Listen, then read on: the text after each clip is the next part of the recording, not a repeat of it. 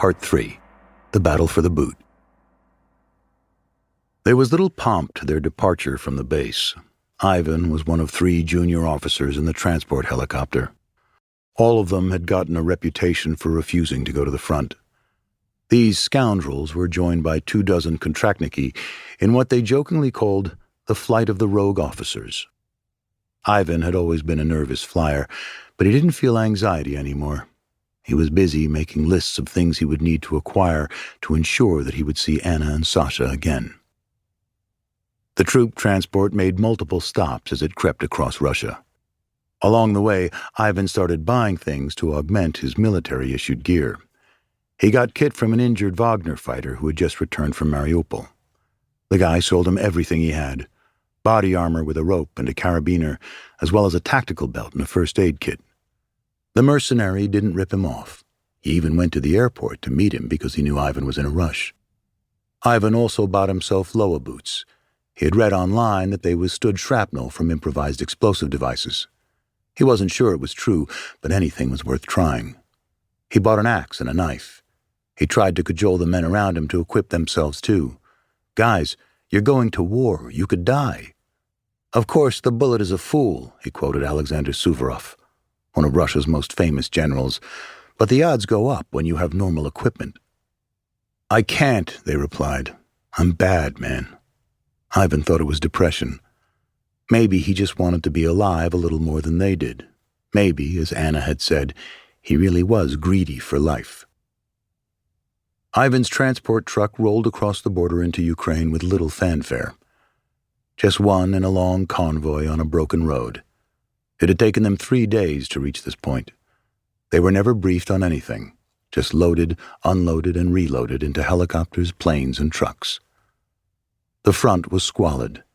Their final stop was a tent encampment somewhere in a strip of forest. But even there, Ivan spotted Ukrainian quadcopters overhead. There was trash everywhere. Toilet paper, bottles, rations wrappers, boxes, boots in the grass. Ivan was baffled. Didn't these men realize that the Ukrainians would see this crap? They would throw their own shit back at them in the form of rockets at their heads. Some lieutenant colonel from troop services with a mustache came by in an old Soviet car to welcome them. "Settle in here and they'll come get you," he said as he drove away. And Ivan soon discovered an immutable fact. War can be exceedingly boring. The newly arrived men set about collecting the trash. The Russians had deployed across the front corresponding roughly to the military district that the troops were from, so a base from the Leningrad region would be at a different spot than a base from the Novosibirsk region. As a result, everyone knew someone when he got to the front. The newly mobilized mobiks were usually distributed to units from their own region. When a new shipment of soldiers arrived from their base, the units sent their buyers, scouts, to plug holes in their rank and file. They would come by looking for a rifleman, or an RPG gunner, or a tank driver, and so on. The men who weren't chosen by scouts passed their time talking or drinking whatever they had managed to bring. One by one, everyone was selected until just the rogue officers were left. Maybe no one wants us.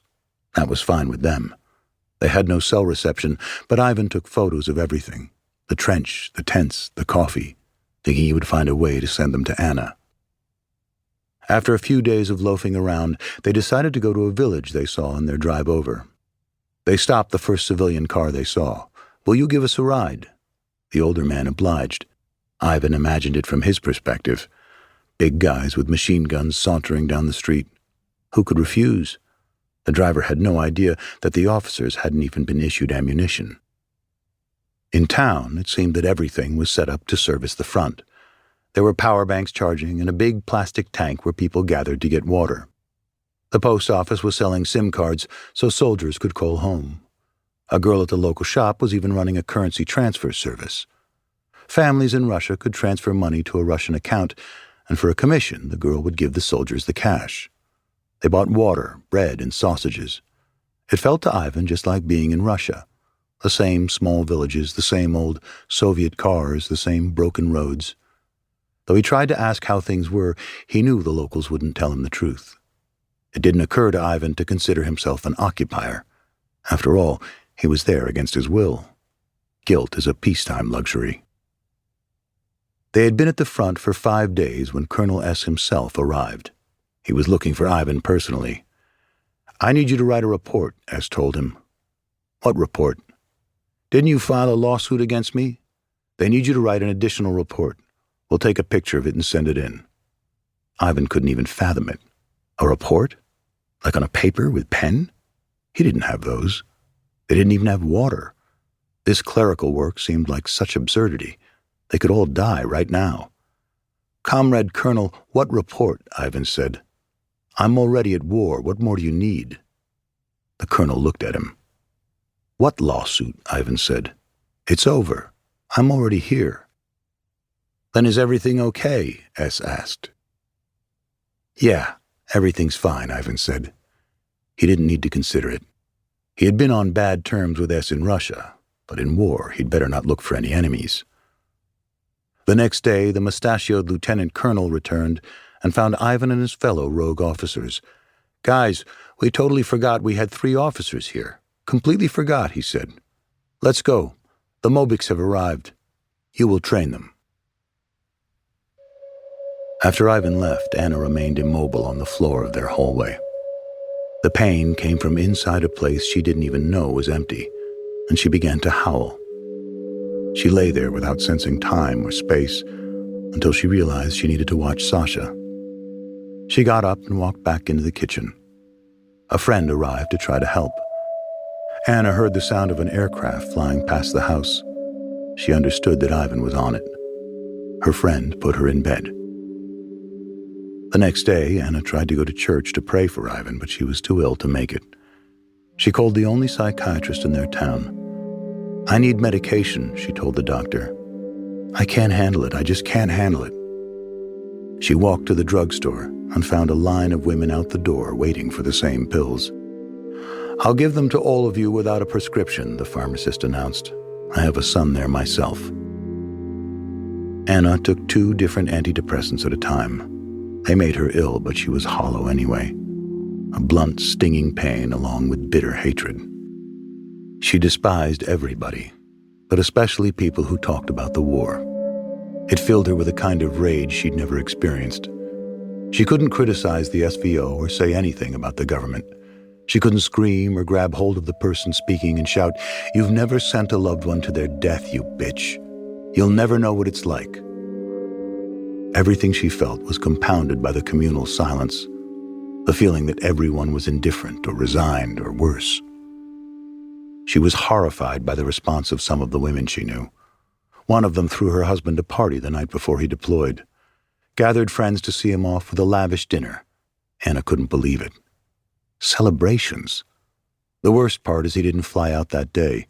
He came back, the woman told Anna. "I was like, why the hell are you back? I've already seen you off." It wasn't just enthusiasm. There were plenty of stories of women who ran pressure campaigns to persuade their husbands to enlist. "Men earn money in war, and you sit at home and get a measly $30, they chided, pointing to a neighbor's new Lada. They threatened divorce. They drove their husbands to their wits' end.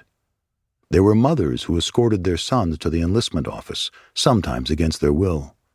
One woman, the story went, sent her husband to Wagner and then took the payout for his dead body.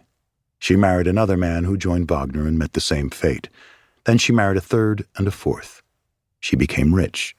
Her social media was covered in their photos. Oh, my dearest, you are remembered, loved, mourned. The government's recruitment propaganda campaign targeted women, too. The regional authorities took pictures of the wives and children of dead soldiers who were given coffin payments and ran them on telegram channels. They didn't seem to realize how awful it looked when a young family stood there holding 10,000 rubles, roughly $100, with the caption, "We help the widow of the man who died for our country." Still, for such impoverished people, even such a sum meant something.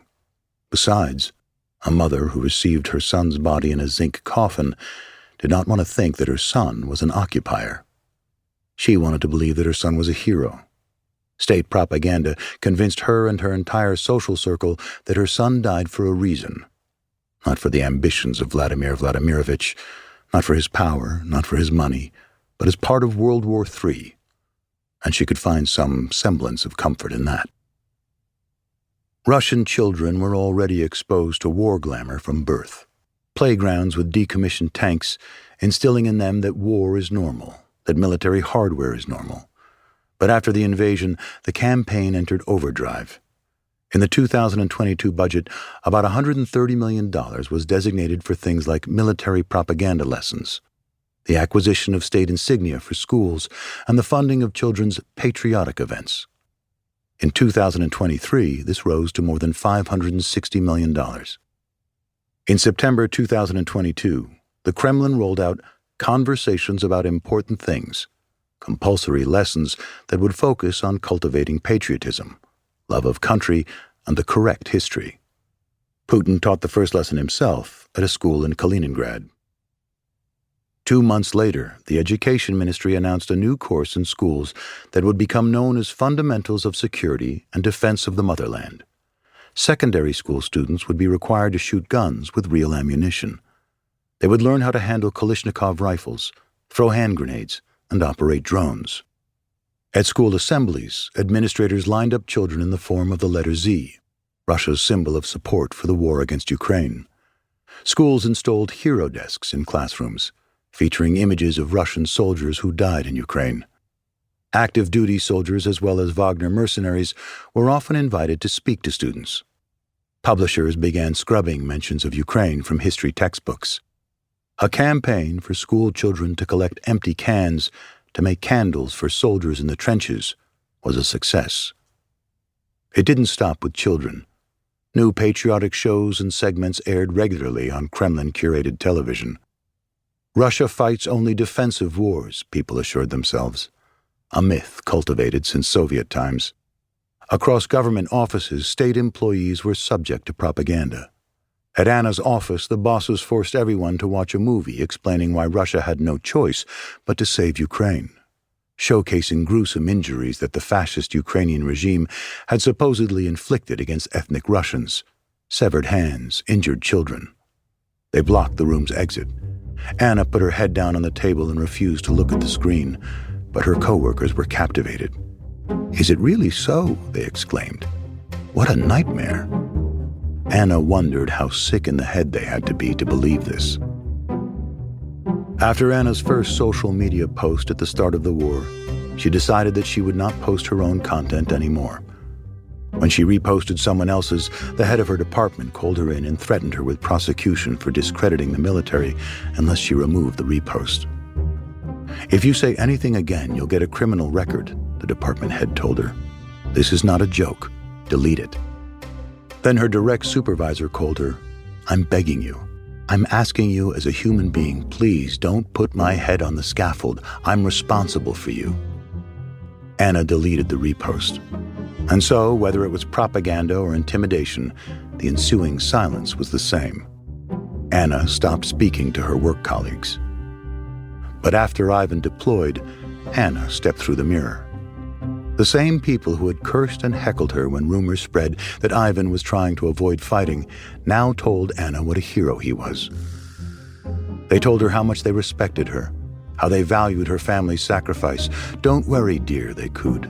"He'll come back. He's defending the country." She wanted to spit venom in their faces. 7 platoons formed up in front of a forest clearing. It was mid-October, warm, muddy, and lush.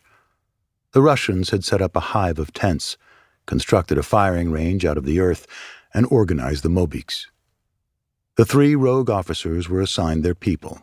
The rest were led by lieutenants who had themselves just been mobilized. The men were nothing like Putin promised. Only some of them had military experience. Others had zero training. Ivan set about choosing his 3 squad leaders so that when he set a goal, they would be the ones to corral the 10 men under them to the task. In the encampment, many of the men were drinking. Ivan couldn't blame them, but he told his squad leaders that they should tell everyone that there was no alcohol in his platoon. Drunks were capable of anything. A drunk could see a squirrel run into a tent and throw a grenade at it. And it was worse with civilians who had been handed draft papers out of the blue. The mobilized, when they are drunk, they are not human, Ivan explained. If anything shoots, you have my permission to fire. If a drunk walks in our direction and doesn't follow your command to stop, shoot in the air, and I'll come out. If he still doesn't understand, we'll end him." The next morning, Ivan and his platoon reported to a company-wide formation at the training grounds. There were obstacle courses and stations for machine gunners, snipers, and RPG gunners. Ivan had assumed that there would be specialists conducting the training for the different activities, but instead Colonel S. tasked him with teaching his own men most of it. Ivan had never been in the infantry, but he tried to remember what he could from the academy. He taught his men how to run, how to shoot and cover. Keep the shooting constant. When you take a position, try to shoot single shots so that you don't use up ammo quickly, so that the enemy keeps his head down. There's no difference between firing 3 rounds and 1. Periodically, without aiming, just shoot once.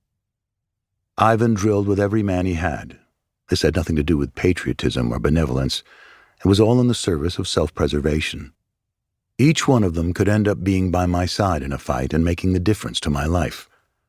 But the opportunities for practice were abysmal. While the Ukrainians actually trained with their American javelins, the Russians treated their missiles like treasure. Ivan heard that the anti-tank specialists got to train on one only once. He was told that a single mortar cost 500,000 rubles, roughly $5,500. Later, Ivan saw a specialist totally miss his shot and cost everyone their cover. The Ukrainians hit back, and 10 Russian soldiers were killed. But as the butcher was known to quip before an operation, the female reproductive organ will bear more children, but the rocket is expensive. The Russian military remained the Russian military, no matter the location. Ivan found that he was always being called somewhere to write a report, attend some meeting, stand in a formation.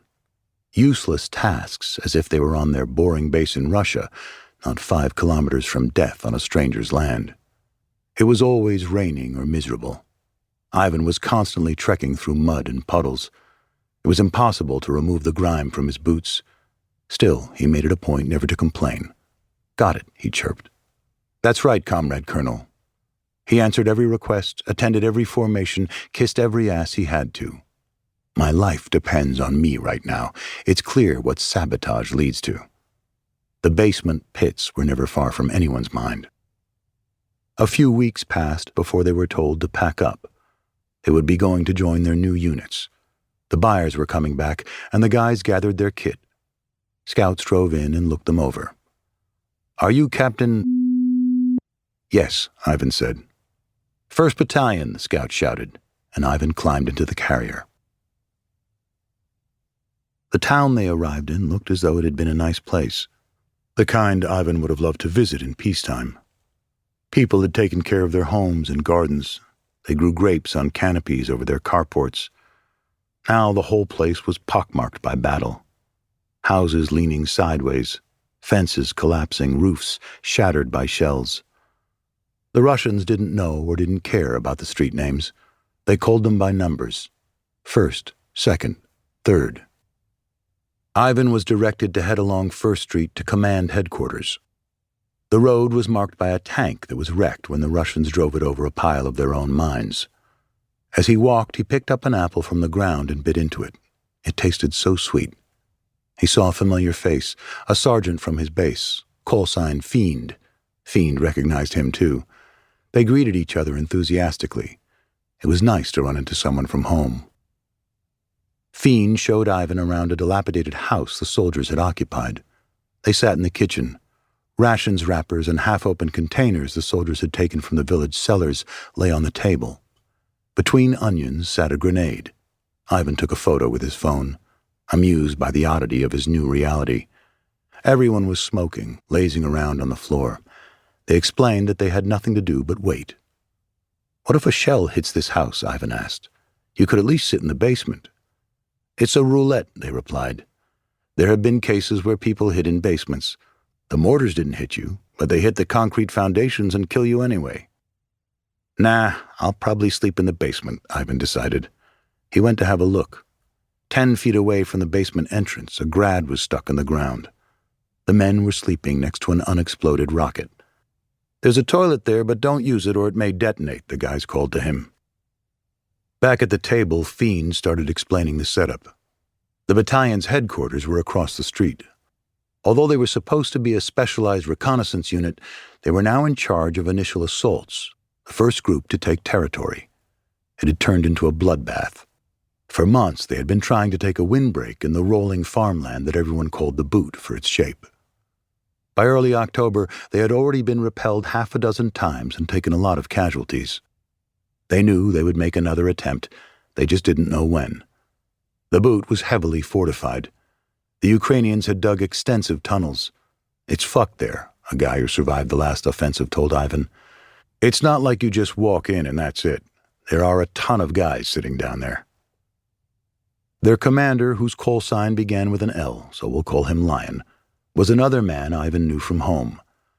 Lion had been a tanker but ended up as a commanding officer in infantry. He left their base in August as a major and was promoted to lieutenant colonel during his time in the SVO. At the base, he had been an asshole, but the guys agreed that as far as commanders who stayed safe in the rear trenches go, Lion was a good one. He pushed back against his superiors when he was given stupid orders. Fiend relayed a story in which Lion refused to send his men forward during one assault on the Boot. "There's no option," Lion shouted. "It's a meat grinder there." The guys believed that they had been punished for Lion's intransigent refusals, assigned to worse patrols at the point of contact, but they didn't mind.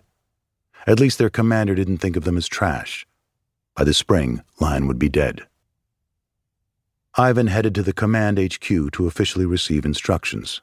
Lion was in the basement, the walls covered in rugs. "I'm here," Ivan reported. "Well," Lion looked him over, "you can't get the fuck out now, can you?" "That's right," Ivan replied. Lion passed him a list of his platoon personnel and dismissed him. Ivan asked his new deputy to collect the rest of the men who were living all over the village. It took an hour to assemble everyone. When his 30 men lined up, Ivan learned they were all kontraktniki. Ivan addressed them. "Okay, men, let's work. Let me say right off the bat that I have no combat experience. We'll get it together. Whoever has combat experience, step out and tell me about it." One man stepped forward.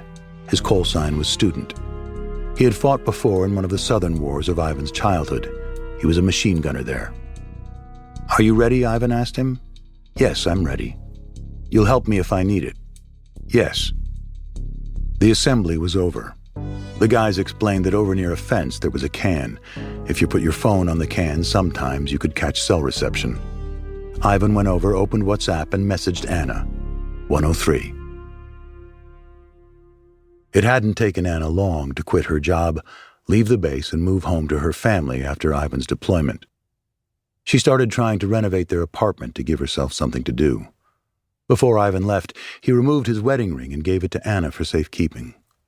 She wore it on a chain around her neck like a talisman. As the child of a deployed officer, Sasha was placed into a good daycare right next to their apartment. They could have their pick of any in the city, and Anna chose the closest one. It disgusted her when the other parents fawned over them during pickup and drop-off. She avoided their attempts at conversation. Anna kept her phone on her at all times with the volume all the way up. It was always charged. She continued to watch telegram channels and contact groups about Ivan's case. She corresponded most with an organization called Idite Lesem, which worked specifically to help service members escape. The group's name could translate as Get Lost, Go Fuck Yourself, or Go by the Forest. It was started by Grigory Sverdlin, an exile from St. Petersburg who had fled the war and gone to Tbilisi, Georgia. Sverdlin graduated from college as a reserve officer, the same method that Defense Minister Shoigu employed to avoid actual service, and had the idea for the project within days of the mobilization. He wanted to find a way to help people not go to war. It was a way to take civic action, to prevent Ukrainian deaths and the Russian army's atrocities, as well as to save Russian lives. If they were all guilty of paving the way to this war, they could at least atone by trying to prevent the greatest amount of harm. When he announced the idea on social media, Sverdlin immediately received hundreds of replies and volunteers. Designers, IT people, psychologists, lawyers, people who had cars and offered to drive deserters, those who wanted to contribute money to help evacuate those who didn't want to fight. Messages poured in. "I live near the border with Kazakhstan and I know how to bypass the checkpoint. Please keep my contacts, but delete all the messages." Within a week, Edite Lessem had developed a database of information about the rights of service members, the mobilized and their families, advising people on how to avoid their draft papers and how to leave the country. Edite Lessem had helped junior officers escape Russia, but never anyone as high-ranking as a captain. Anna lived from one phone call to the next. She slept 15 minutes at a time, 15 minutes of sleep and then awake, 15 minutes of sleep and then awake. In her dreams, there was only Ivan, only war and only death. She started scratching her wrists and ankles. They were covered in blood.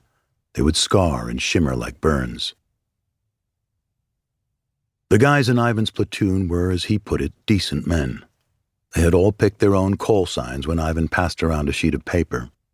Among them were Bearblood, the deputy platoon leader and first squad commander, Fiend, second squad commander, Kiba, third squad commander, Achilles, Apricot, and Student, machine gunners, Frost, Old Man, and Space on the RPGs, Hunter, Paddle, Shepherd, and Tin Man, riflemen, Rich Lake, the medic. When Ivan talked to them, they explained that they hadn't been dragged there against their will. Some were career enlisted.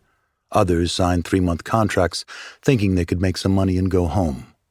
After signing, they were told to report back the next morning for transport to the SVO. They never even met the commander of the base they were assigned to. None had received the training they were promised. Ivan couldn't believe they chose to be there. "You do realize you can die in a war?" he asked. "This isn't a job where your failure is your termination. Your failure in the army is your death." Yeah, they replied. They told Ivan that they fought in another man's war for the economic well-being of their children. After a while, as more and more of their comrades were killed, that war would become theirs as well. It was more than just the money. The government promised that their children could be admitted into schools normally reserved for those with high marks, bribes, or connections. Back home, Shepherd was a rancher. He bred sheep and horses. It paid well, about 400,000 rubles, $4,400 a month in profits, which was 4 times what Ivan made.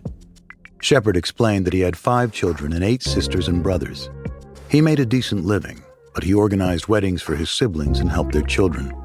Now one of his daughters was trying to get into the police academy.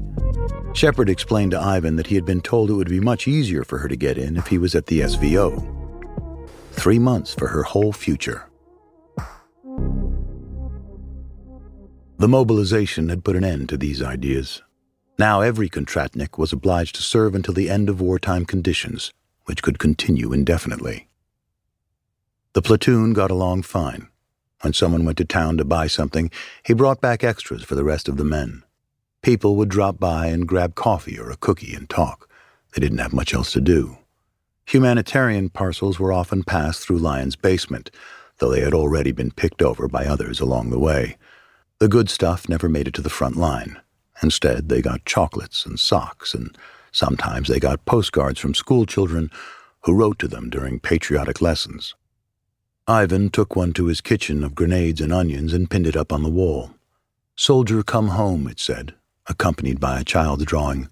"Remember, we're waiting for you." He thought it might cheer someone up, but when he looked at it, he just felt empty. It wasn't long before Ivan was summoned back to Lyon's basement and shown drone footage of the boot. They could see the trench full of Ukrainians in the frames. Lyon told him that the 2 companies had been assigned different segments of the boot.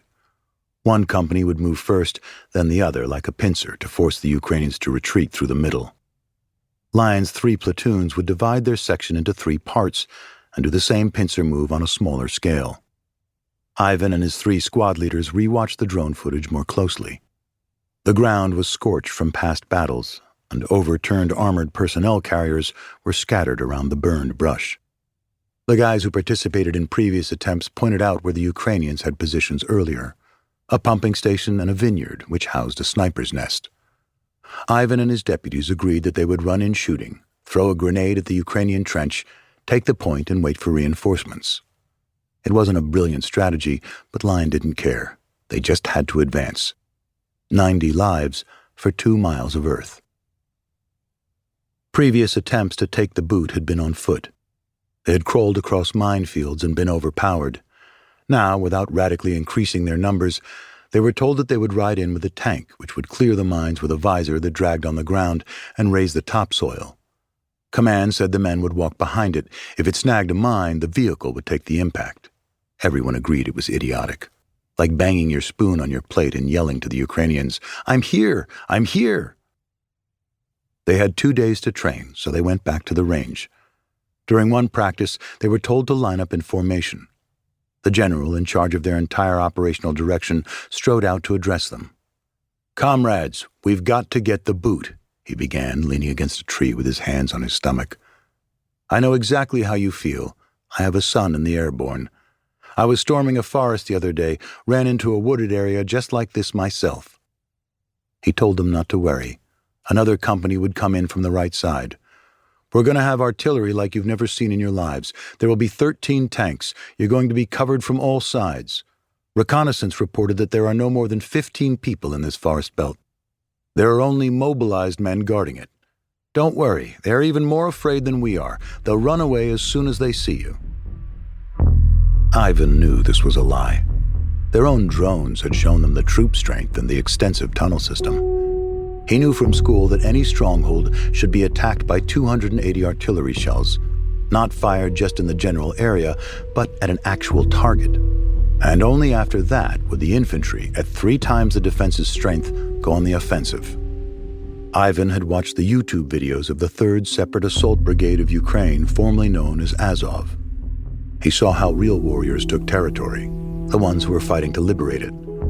But Ivan didn't want any territory. He didn't want to do a particularly good job. He wanted to find a hole to sit in. The main thing was just to survive. The night before the operation, Ivan prepared his supplies. He took apart all the magazines, wiped down the springs, oiled them, and carefully hung all the grenades in the proper way. He put extra ammunition in his backpack, along with his first aid kit. He distributed medical supplies to his squad leaders. They would leave their phones in Lion's basement in a bag so no one could see their geolocation. Before Ivan handed his phone in, he sent Anna a message. 102. When Anna got the message, she remembered a video she saw online of a psychologist who said that we go crazy the moment we allow ourselves to go crazy. She told herself that Sasha couldn't lose 2 parents at once. Take yourself in your hands. You have a mission. She grabbed herself, slapping herself on the cheeks. Without that, she would stay still, looking at the same point on the wall, like being submerged in water. Sasha was worried, clearly aware that something wasn't right. For that, Anna beat herself more. If Ivan had to survive, so did they. She scrolled the news on Telegram endlessly. Russians were on the retreat and the defensive. That month, General Sergei Surovikin, previously known as the Butcher of Syria, had been named Russia's overall commander in Ukraine. Surovikin had a reputation for efficiency and brutality. Under his command, the Russians began constructing what would come to be known as the Surovikin Line, miles of concrete pyramids known as Dragon's Teeth, and deep ditches called tank traps for the defense of their supply lines. They would build miles of trenches with pillboxes, small fortifications that their troops could shoot from. The newly mobilized would be put to work. Units could rotate, even rest. There would be reinforcements from men like Ivan. The commander of Ukraine's armed forces, General Valery Zaluzhny, stated bluntly, "Russian mobilization has worked. It is not true that their problems are so dire that these people will not fight. They will." But the mobilization had also awakened the ire of some of the most sympathetic quarters of society. Women. Mothers of newly enlisted conscripts, wives of mobilized men gathered on telegram groups to coordinate humanitarian packages. Memories of the mothers of conscripts from the Chechen War who moved like ghouls in the dark of the eastern Caucasus Mountains looking for the bodies of their sons were hard to erase from the national psyche. The Kremlin worried that these women would eventually take to the streets. They were active. They wrote to their governors, to their mayors, to the Committee of Soldiers' Mothers, to the President's office, to Defense Minister Shoigu, begging for their husbands and sons to be returned. Anna drove herself to exhaustion, sourcing humanitarian packages for Ivan. She contacted everyone she could to collect money for his parcels. When he told her he needed a thermal night vision scope, Anna started looking for it everywhere. She was not the only wife trying to supply her husband at the front. Everything near her was sold out. Everything was expensive. She found one for sale in Moscow and contacted a girlfriend there. Neither of them had any idea what a thermal night vision scope even was. "It looks legitimate," she reported back to Anna, "or at least like a tube you can look through." When Ivan called her and told her that everything was fine, she knew he was lying because he periodically sent pictures. She watched as Ivan shrank to half his former size. They didn't discuss it, but she knew he sent the pictures to help her geolocate his body. So many Russian women did not know where their husbands died. Anna knew she didn't decide. She knew that if Ivan were killed, she would go there herself to collect his remains. She would not let him rot in pieces in some sunflower field. At 0500, the company arrived at its position and waited. Ivan saw Spicy, the second platoon leader, who would take the middle of the belt. "Well, see you tonight," Spicy told him. "Yeah, see you later." They shook hands. "Guys, it's going to be okay," Ivan told his platoon as they waited. "We've been practicing. Everything's going to be fine. Don't panic. If you have any questions, tell me right away. The main thing to remember is to cover each other. The most important thing is not to panic. Do not panic. Panic is the enemy on the battlefield." Everyone sat there, breathing out, waiting for the sounds of the other company moving in. But it was silent. They couldn't understand where everyone was. Lion radioed Ivan to advance anyway, and Ivan passed the command down the line. The tank, followed by an infantry fighting vehicle, rolled loudly into open territory. They were less than a mile from the Ukrainian position. Spicy's platoon was moving too. Ivan could hear the men shooting from their tank. No one fired back. Everyone stopped and dismounted. Immediately they came under fire. "Everyone down!" Ivan shouted. There was a machine gunner shooting from the Ukrainian stronghold. The Russians returned fire. Ivan's deputy, Bearblood, was holding his hand, screaming. Part of his finger had been blown off. "Down!" Ivan shouted. "Don't move!" Old Man went to work. He fired the RPG straight into the Ukrainian stronghold. It exploded. Then it was quiet, except for the radio. "Spicy is 200, it blared. "Spicy is 200. It had been about 5 minutes since the offensive started. The guy Ivan had just shaken hands with. They had been 50 yards apart.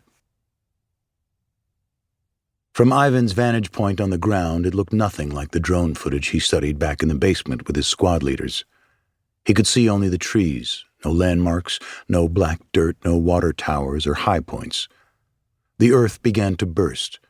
Then there was a double sound that Ivan didn't register until he saw something tuft the earth 5 meters ahead of him. A splash, then another, moving toward him like stones skimming a lake in reverse. A sniper was working on him. He turned and saw a crater. He crawled backward until he tumbled down into the hole. Ivan looked around and saw a handful of others from his platoon also hiding in the crater. The hole was huge, created by a bomb roughly 10 feet deep and 20 feet in diameter. The radio screamed periodically, "This one's 300, this one's 200. We need an evacuation right away. Urgent, help." They had changed all their call signs before the offensive in case the Ukrainians had been bugging them. It was Lion's directive, and instead of 200s and 300s, they should call them X's and O's. But in the end, it didn't matter. Everyone was screaming as usual, 200, 300. When Ivan poked his head out of the crater, he could see Apricot, a machine gunner, Fiend, second squad leader, Bearblood, deputy platoon leader, Tin Man, the senior rifleman, all lying there. He saw someone running toward their crater, totally upright despite the sniper's bullets, and leaping through the air for the final steps. At the last moment, there was a grimace of pain on his face. Ivan watched it all as if it were in a slow-motion film. "I'm hurt," Achilles shouted as he landed. He was hit in the back, his pelvic bone shattered. They started bandaging him. They stayed in that crater for an hour, or a few minutes, they didn't know how long, thinking about what to do, hoping for backup. "I have 2 200s, Ivan called for support. There are 300s and a heavy 300.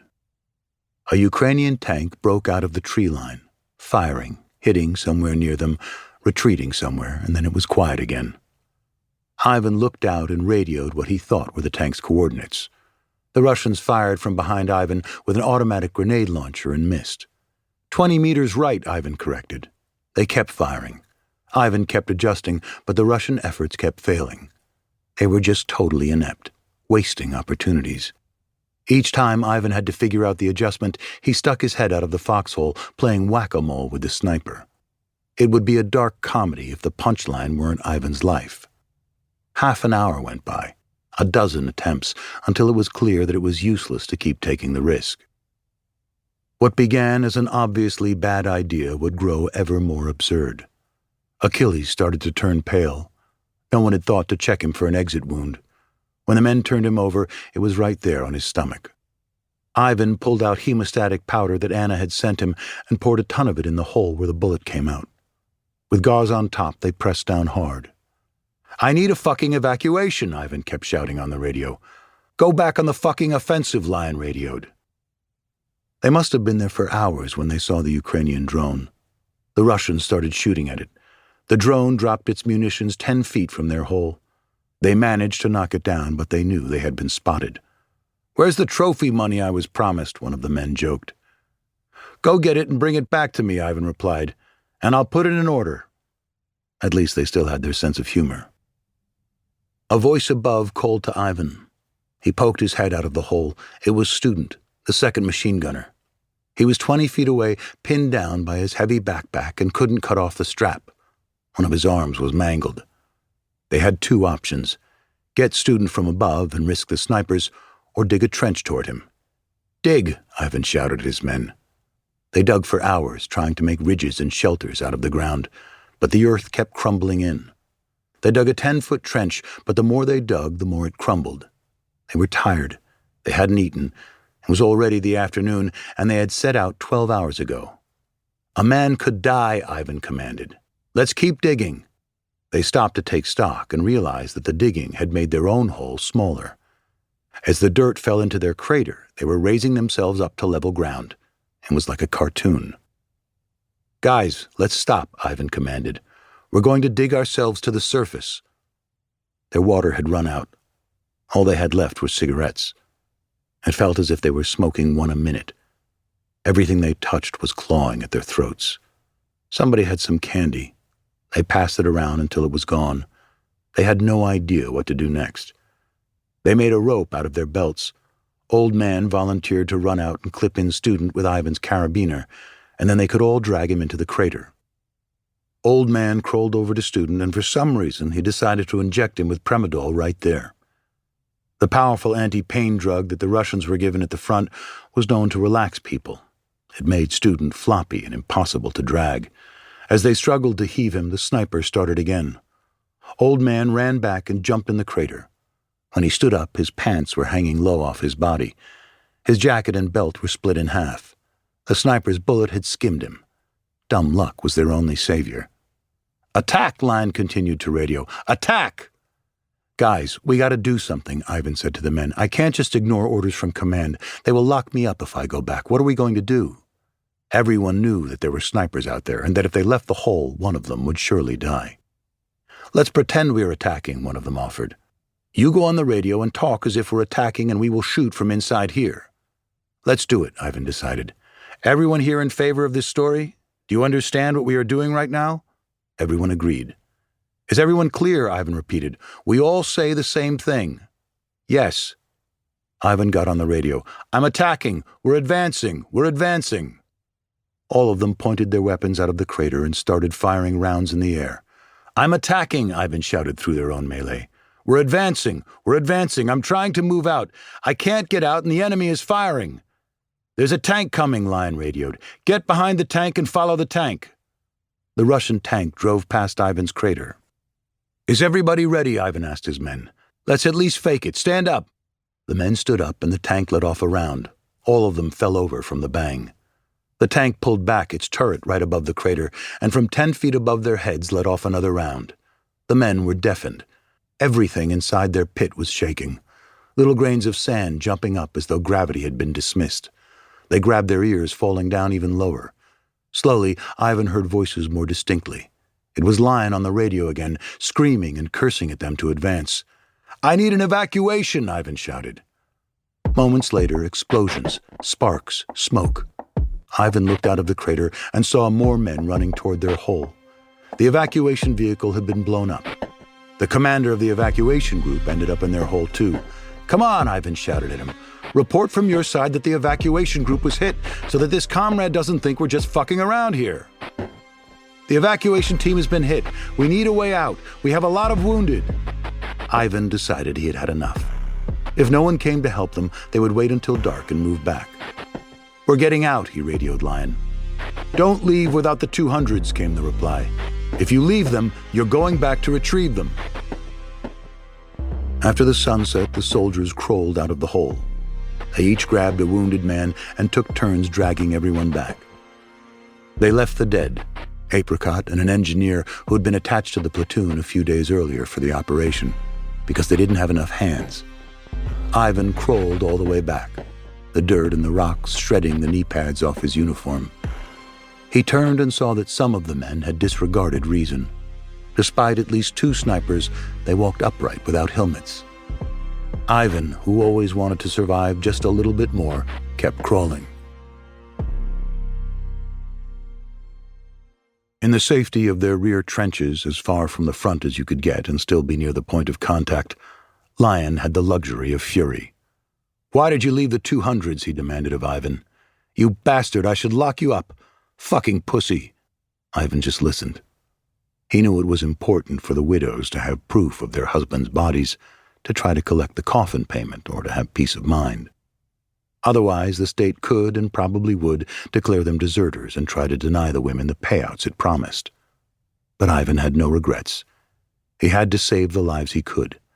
He also didn't think that was why Lion was so worked up about it. Battalion commanders must get some kind of penalty for leaving bodies behind. When Lion finished cursing Ivan out, he told him that his platoon would be going to support the 3rd platoon, led by Soviet, who had taken the territory they were supposed to. No sleep, no food, just more walking and fighting. "Yes, Comrade Colonel," Ivan replied. Ivan returned to his men and explained the situation. 4 of the men refused immediately, but Lion threatened them with arrest and they relented. It was past midnight as they trekked through the darkness. Ivan's back had started hurting. They got to the trenches, dug near some trees, and bunked in for the night. They hadn't eaten in 24 hours. The 3rd platoon shared some of their rations. Ivan chewed a scrap of lard someone passed him, and they lay down to sleep, huddling close to one another. They were freezing. Ivan woke up to a mouse biting his finger. He was furious, not that the mouse was hurting him, but that it ended his slumber. It was so cold that he couldn't fall back asleep. It began to drizzle. Though it was uncomfortable, the rain would make them less visible. Ivan heard a buzzing overhead. At first, no one realized what it was. A quadcopter with a thermographic camera, which meant it could see them even though they were hidden under trees. It could sense their heat and adjust a mortar. Ivan had only heard that the Ukrainians had these. His battalion didn't have anything like it. Immediately, they could hear the artillery exits, and the arrivals began falling around them. It was carnage. Wherever they ran, the explosions followed. When a shell missed a direct hit, it hit the thicket of trees above them. Branches splintered, and fragments of wood, earth, and metal engulfed them. A man near Ivan started screaming, "Arm! Arm!" More screams. As Ivan ran, he thought of Anna. "Imagine that all my love, all my tenderness for you, it will be transformed into a protective balloon that will protect you from bullets, from explosions." He could nearly see the dome's boundaries surrounding him as he ran at full speed. Ivan saw nothing, felt nothing, until he tumbled down into a trench. A shell slammed somewhere nearby, inches from the opening. A fragment hit the 3rd platoon commander, ripping out his stomach. Ivan was a few feet away. He grabbed a soldier who was stumbling and started walking. The rain had turned the road from clay to sludge. It stuck to their feet. Every step they took, their shoes getting heavier and heavier. Between the grease, the body armor, the helmet, and the guy he was carrying, Ivan could barely move. His back was hurting, and he began limping under the weight. As he walked, Ivan started thinking. In the first attack, just hours ago, he lost 2 men. Now this. Going back to Lion again, what would happen? They'll say, "You're resting 1 day. Tomorrow we'll attack again." Ivan's back was twinging. He knew a guy back at the base, Roman, whose herniated disc had gotten so bad after wearing a flak jacket at the front that he lost the use of both legs. Too bad mine isn't more like his, Ivan thought to himself. Or is it? Ivan focused on his pain. He turned it over in his mind. What a tantalizing daydream. He heard on the radio that an evacuation vehicle was coming. He limped along toward the point and saw it there. Men were starting to load up. He passed the soldier's slack body to a medic and stood by to give others a hand up when he saw Fiend. Fiend's leg was wounded. "Did you know Warrior died?" Fiend asked. "No, brother, I didn't," Ivan said. Ivan knew Warrior was Fiend's closest friend. Fiend was on the verge of tears. "Brother, I'm sorry," Ivan repeated. "The main thing is that you're alive, that we're standing here with you." Fiend clambered up the evacuation vehicle. Shepard was sitting on top of it. "What's the next move?" Ivan looked up at them, thinking. "Is that it?" the driver called down. "Shall we go?" Ivan turned it over again. "No," he shouted. He climbed up. "Now, let's go."